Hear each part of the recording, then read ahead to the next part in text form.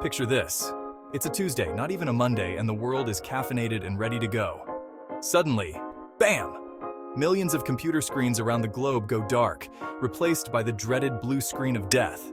Not the peaceful kind of death, mind you. More like the kind where your computer throws a digital tantrum and refuses to work. People are confused, frustrated, and reaching for their phones faster than you can say tech support. Was it a hacker? A rogue AI? Nope. Turns out it was something far more mundane and hilarious, a bad software update. You know those annoying pop-ups that tell you to update your software? Yeah, well, this time, ignoring them would have been a brilliant move. This wasn't just any software update. This was a Crowdstrike update, the cybersecurity company entrusted with protecting systems from the bad guys. Ironic, isn't it? Crowdstrike, the company that's supposed to be the digital equivalent of Fort Knox, accidentally tripped over its own shoelaces and sent the world into a tech tailspin. Their latest security update, designed to be a digital superhero, turned out to be more like a digital supervillain. See, the update had a teeny tiny flaw, a microscopic bug that managed to wreak havoc on a global scale. It's like accidentally dropping a pebble in a pond and causing a tsunami on the other side of the world. Crowdstrike, to their credit, realized the error of their ways pretty quickly. They scrambled to fix the issue, but the damage was already done.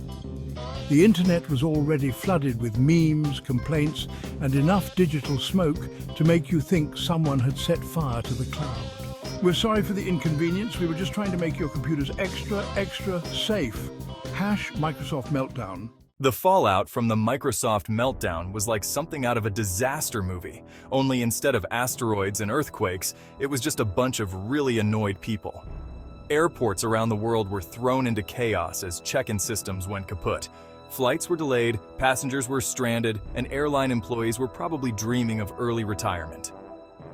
Hospitals, those beacons of modern medicine, were suddenly transported back to the Stone Age, with doctors forced to rely on pen and paper. Let's just hope no one needed brain surgery that day. Banks weren't spared either. ATMs became glorified paperweights, online banking systems went down, and people were left wondering if they could barter for groceries with their collection of vintage Beanie Babies. The fix is in Crowdstrike to the rescue, sort of. Crowdstrike, now acutely aware that they'd accidentally kicked the internet in the shins, worked feverishly to fix the problem. They released a patch, a digital band-aid if you will, and urged everyone to download it immediately. The catch? The fix wasn't exactly a one-click solution. It involved a bit of technical know-how, which, let's face it, most of us don't possess. So while Crowdstrike was busy putting out the digital fire they'd started, the rest of us were left to fend for ourselves. IT departments around the world became instant war zones, flooded with frantic calls and desperate pleas for help. Twitter sphere explodes. #Microsoft meltdown trends globally. As the world grappled with the digital apocalypse, Twitter, now X, became the go-to platform for venting frustrations, sharing memes, and documenting the unfolding chaos. #Microsoft Meltdown was trending globally, with tweets ranging from the hilarious to the downright bizarre. Others, not so much, unleashing their fury on Crowdstrike with the wrath of 1,000 angry tweets. Amidst all the digital mayhem, one thing was clear. The internet never disappoints when it comes to comedic relief, even during a global tech meltdown. Laughing through the tears. What we learned from the Great Microsoft Meltdown of 24.